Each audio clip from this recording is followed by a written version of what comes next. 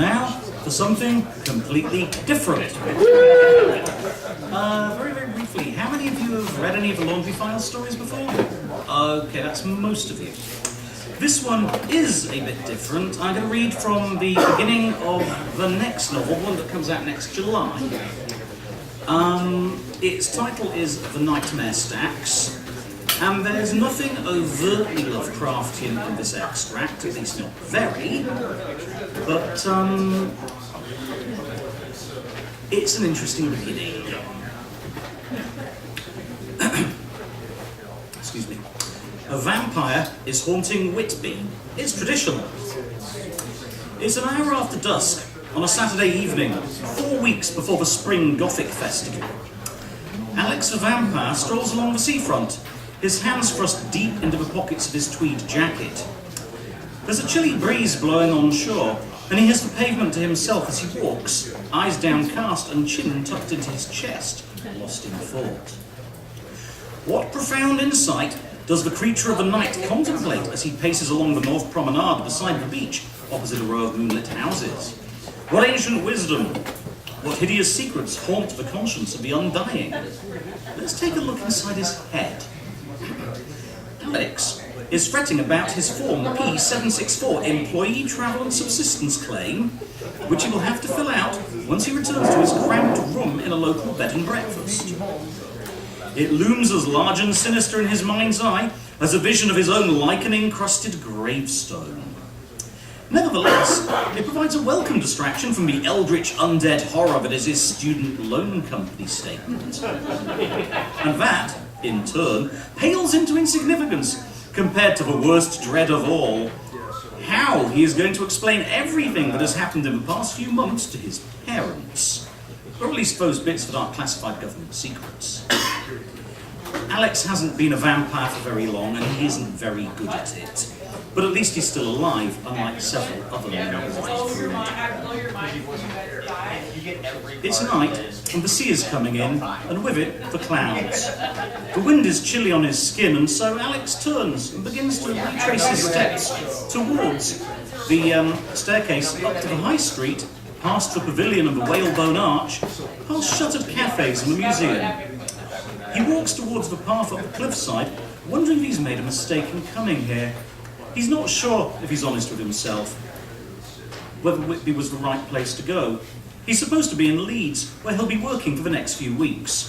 Someone booked him on a seat on a Friday afternoon train, the better to enable him to make it to the office at 9 o'clock sharp on Monday. They obviously hadn't got the memo about flexi-time working hours and persons of homophagy. Whitby was actually his own idea. He's never visited the small coastal village before.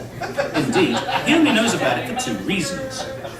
Whitby is famous from the novel Dracula as the harbour where the ghost ship Demeter comes aground, and more recently, it plays host to a number of goth festivals, themselves attracted to the village because of its famous fang-infested foreshore. Why Whitby, if not because of the obvious cliché, for Alex is not a goth?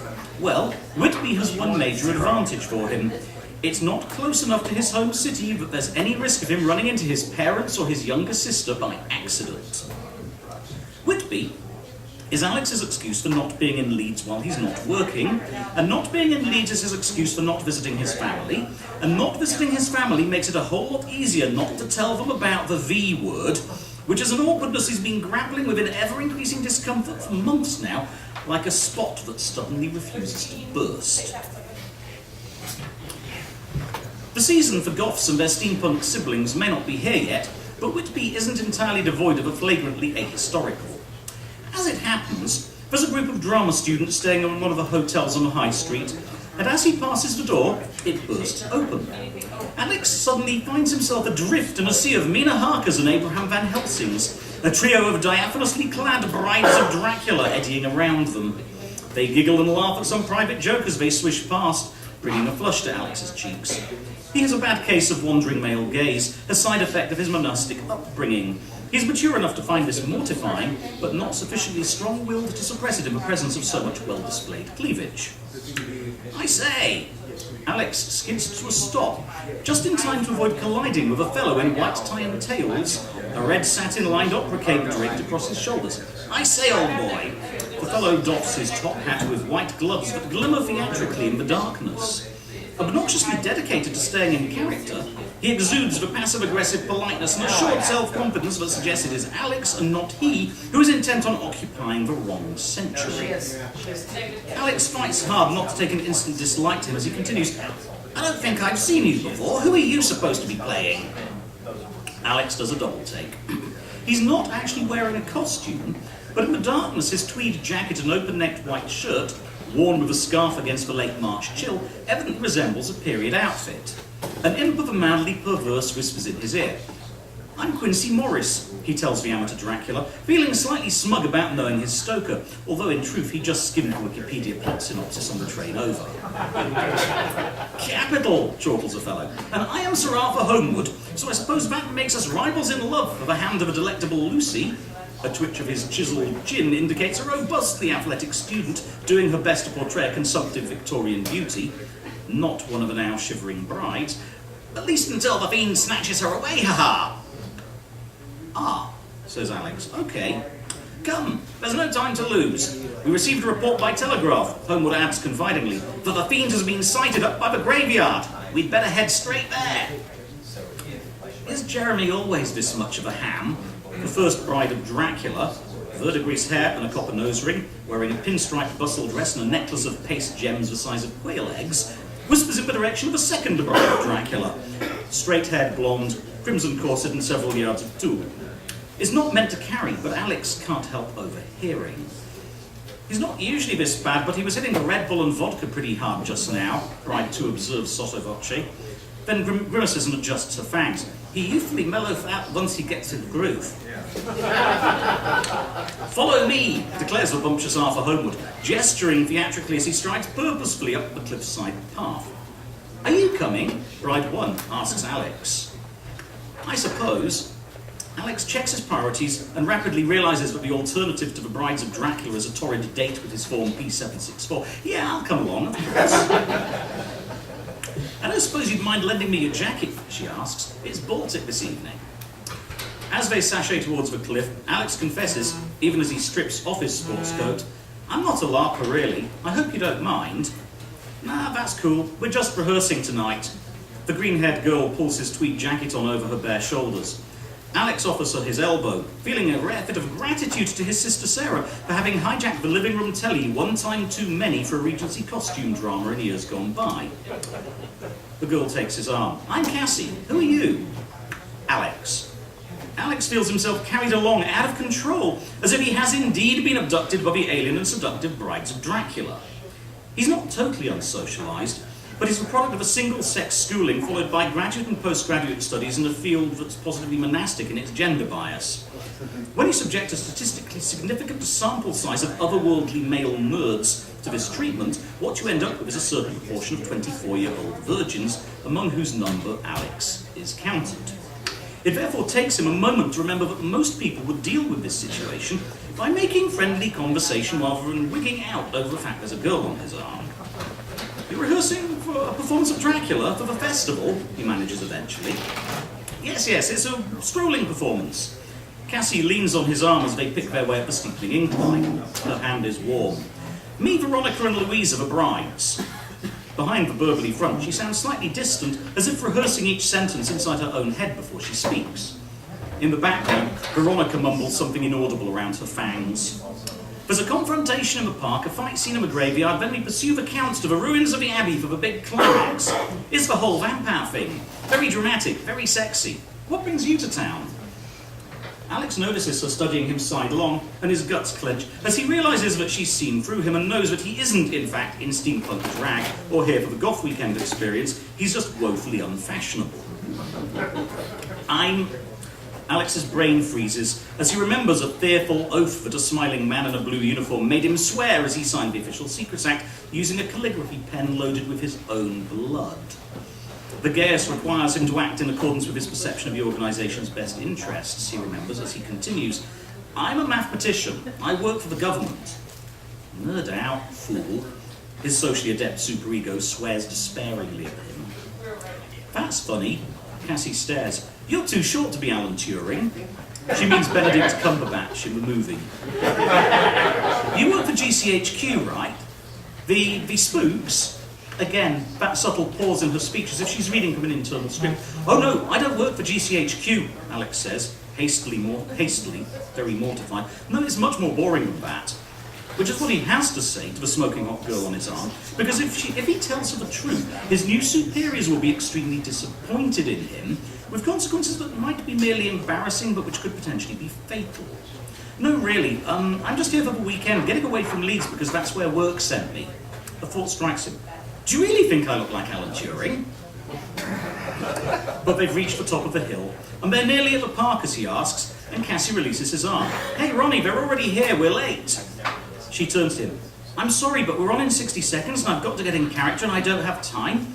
She slides out of his jacket, and while he's fumbling with it, she opens a tiny clutch and pulls out a pair of plastic fangs. Sorry about this. Did you go round to the after party? Oh yes, says Alex. But she nods, and then she and the other two brides of Dracula turn, raise their arms, and proceed to rival languorously, for Jeremy is not the only ham present, towards a small clump of mostly black-clad onlookers in the middle of a park's neatly manicured lawn. Alex watches Cassie's enchanting back recede, and he is moonstruck for all of 30 seconds. Then his phone begins to ring. What the? Alex pulls out his phone and sees a most unwelcome caller ID. It's head office. Hello, Alex speaking. Dr. Schwartz here? Who is this? There's a brief pause. Please hold. Another voice comes on the line. Male, older, weary. Doctor, this is the DM speaking. Oh fuck, the DM? Alex has heard of the semi-legendary reclusive DM. He was covered in one of the Friday miscellaneous sessions last month, briefing someone in external assets has laid on for the surviving members of a vampire scrum who were conscripted by the laundry to bring them up to speed on some of their new co-workers. He racks his brain desperately, trying to remember what it is the DM does. Something to do with running a very peculiar Dungeons & Dragons campaign. Or was it working with iterated game theory, ensuring complete rule sets in production systems based on applied demonology? He can't quite remember. Alex squelches the thought before it trails off into the mists of memory. What can I do for you? He asks. According to the duty officer, you're in Whitby. Are you in Whitby, Dr. Schwartz? If so, what are you doing there? I was just... Chatting up the brides of Dracula seems like the wrong thing to say under the circumstances, not to mention being an over-optimistic interpretation of a situation, so he settles for taking an evening stroll. Whitby.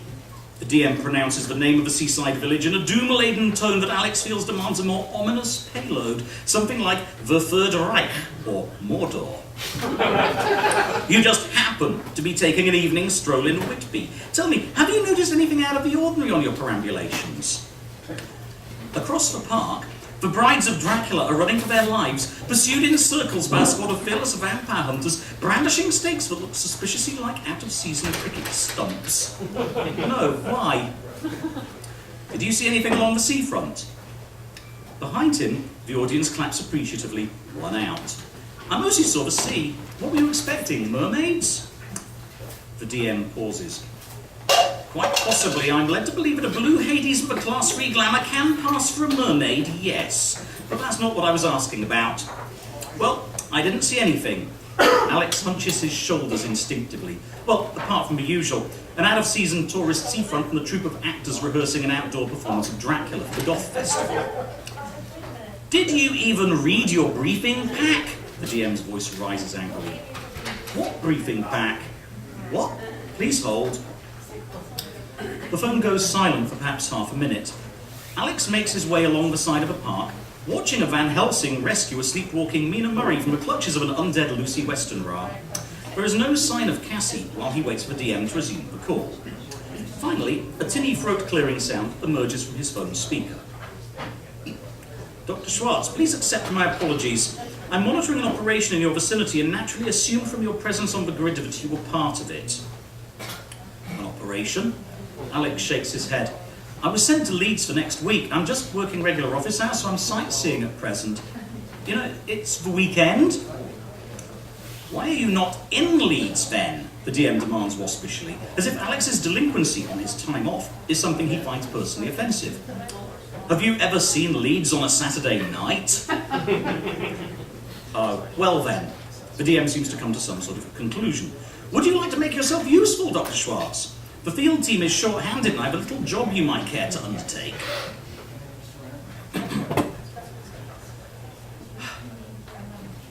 2 hours later, Alex has come to bitterly regret the helpful impulse that made him agree to the DM's proposal.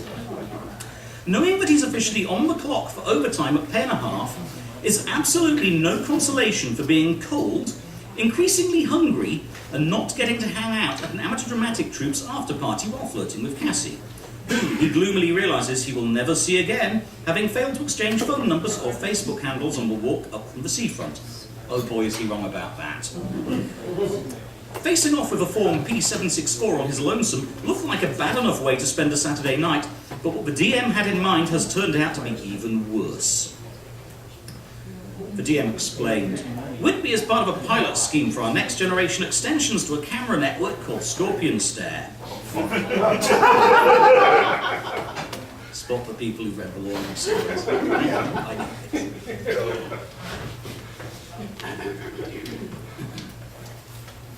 These are networked, high-definition CCTV cameras on most of the approach roads and along the seafront, disguised as one of the traffic monitoring services. The field team is out there right now, testing a live update to the target acquisition and tracking firmware, but they're short-handed. I don't suppose you can grow bat wings or fangs, Dr. Schwartz, or some other distinctive trait. Alex bit his tongue. I'm told that I look like Alan Turing, only I'm not as tall. Will that do? It needs to be something associated with a high form flux field. If you could solve a 4-element Volman tensor in your head, that might suffice. Alex shuddered. He could do that, but it might awaken his V parasites, which would make him hungry. I can stick my teeth out, he offered. His canines had developed an unfortunate tendency to grow rodent-like when he acquired his V parasite infection. Like the other fangs, he required regular and painful sessions with a security-cleared dentist. Will that be enough for you to work with? The DM was silent for a while. Then, in light of the peculiar restrictions imposed by your condition, it will suffice. He spoke in such tones of withering condescension that Alex felt his self-esteem shrink to the size of a walnut. No bat wings, no opera cape, no sexy undead gothic brides. I'm not even a real vampire. I don't even have proper fangs. It's not fair. Go ahead, the DM continued. If the new firmware revision can't get a lock on you when you're only semi-active, it's not fit for purpose anyway. I'll email you a walking route shortly. This is why, 2 hours later, Alex is shuffling tiredly along High Stakesby Road with open countryside on one hand and a soulless suburban housing estate on the other. He is shivering with cold, increasingly tired, footsore and full of regrets. A random spattering of rain falls as a white Ford Transit van, not dissimilar to ones used by the police hereabouts, slowly drives up behind him and keeps pace. It's getting on for 11 at night. Alex is acutely aware that he's alone in the middle of nowhere, and the arrival of the mystery van fills him with a numinous sense of dread. The only thing stopping him from bolting is a realisation that it's not the same model of vehicle as Oscar's mystery machine, his former boss Oscar. That would be just too creepy in view of what happened to the scrum boss himself. And this gives Alex time for his brain to catch up with his adrenal glands and remind him that he is carrying two very powerful defensive weapons, to wit, his phone and his warrant card. He's just reaching inside his jacket's inner pocket and fumbling for the card case when the passenger door window winds down and somebody inside the van calls, "Are you Alex Schwartz?" His heart skips a beat, then settles down. "What if I am?" he asks, turning and looking at the man leaning across the van's front seat. Something about him is naggingly familiar. Shaven on top with a bushy moustache and a black beret and thick-rimmed glasses. He looks just like that guy from Mythbusters. "Who are you?" he asks. A hand comes out of the window and unfolds a familiar-looking card that's a match for his own. "The DM said we're done for the night, so we should give you a lift home. Do you want that?" Alex peers at the warrant card, for once glad that his recent affliction gives him the ability to read fine print at a distance under street lighting. The card tells him that White Vanaman works for Tech Ops support and is identified by the codename Pinky. The rain is falling hard. A lift back to my B&B would be great, thanks. Okay, hop in. The sliding door behind the driver's seat grows open to reveal an LED-lit Rat King's nest of wire and electronics racks. Another Tech Ops rodent hunkers down behind the door, wearing a pair of bulky goggles with a pen torch strapped to either stem, as if he's auditioning for a stage role with an orbital tribute act. Both boffins are in their late 30s or early 40s and surprisingly buff for backroom types. Yo, glad to meet you. He shuffles over to make room for Alex. He's Pinky, I'm Brains. Together we try to take over the world, choruses the driver. Bada boom. Where are you staying, Alex? Oh, Jesus, just throw me to the clowns already. Alex shakes his head and gives them directions. Just what the hell are we doing here anyway, he asks. The DM said something about some kind of network called Scorpion something? Brains slams the door shut and then explains. We're testing the latest threat recognition upgrades to Scorpion Stare. Networked basilisk guns, he adds, almost as an afterthought. Throw the switch to set them to automatic, and any magic-emitting target in view that doesn't code as friendly will experience the warmth of fractional carbon to silicon transmutation from the inside out. I love the smell of muons and gamma radiation in the morning. The hot, dizzy flush runs up and down Alex's spine. You're shitting me. Please tell me you're shitting me. If it's any consolation, we were just testing the threat recognition software. Pinky grinds the gears as he shifts into third and careens down the high street, windscreen wipers thudding. The Basilisk firmware isn't loaded. We just needed to know the grid could lock on and identify a low-emission target reliably. That's you. Turns out it was around 98% accurate in identifying you as a threat, but we got a 0.3% false positive rate. That's kind of awkward. Basilisk guns. Alex tries not to gibber. It's hard. He wants to gibber. He's seen a basilisk gun in action. He's seen what happens to a centuries-old vampire elder who gets hit by one. They sparkle, briefly. It's the thaumaturgic equivalent of a claymore mine, and his current reference point for the phrase arse-puckering terror. Automatic basilisk guns, with dodgy image recognition firmware. Are you people out of your fucking tree? Nope. Brain sounds psychotically chilled to Alex's rattled nerves. We've actually had them out there since the late 90s as part of a Maginot Blue Stars program, but they've needed a human operator in the loop until now, which is a bit of a drawback, see, because the target case they're designed for includes alien horrors that can crash your neural network if you accidentally catch a glimpse of them. So the firmware's mostly never been loaded. We're getting into case nightmare green territory these days, though. We won't fire up Scorpion Stare in a major city unless the alternative is mass fatalities on a scale matching a strategic nuclear attack, but in that case, what's a few thousand deaths from friendly fire between friends? But, Whitby! Where better to test it? Pinky asks rhetorically. In a couple of weekends, there'll be a whole bunch of decoys on the streets here. The plan is to inject a few residual human resources. I mean, nobody will notice a couple of zombies at a goth festival, and give it a real workout. If we can get the false positives down to 0.1%, then it should be ready to deploy during a curfew as, fit for government purposes, at least during a major incursion, at which point, hello London, hello Liverpool, hello Glasgow, hey Brains, show 'em what you've been logging, it's really cool. For the next 5 minutes, Brains terrorizes Alex with grainy nighttime CCTV footage. Here's Alex walking along the seafront, up a hill, through a graveyard. There's a target grid centered on his thorax, and the words target lock flashing in the bottom right of the screen. And there are some false positives, such as a view of his own back climbing the cliffside path with Cassie wearing his jacket, the green wireframe of a lock-on caging her head. The van finally turns into the narrow street leading to Alex's bed and breakfast, for which he is grateful. Visions of Dracula larpers burning like ghastly human candles up and down the length of the promenade haunt him. In his dim-lit nest of rack-mounted instruments, there is something insectile and menacing about Brains, something that sends shivers up and down Alex's spine. And Pinky's glib Armageddon rap is not a source of amusement either. What they're discussing so lightly is a thing of horror to him. Shocked, Alex bites his tongue as he humbles out onto the pavement beside his lodgings. He fumbles for the door key as the chilly rain falls, and he wishes he hadn't answered the phone. Suddenly, the irritatingly tedious prospect of a family visit seems almost comforting. But what is he going to tell his parents about his new job?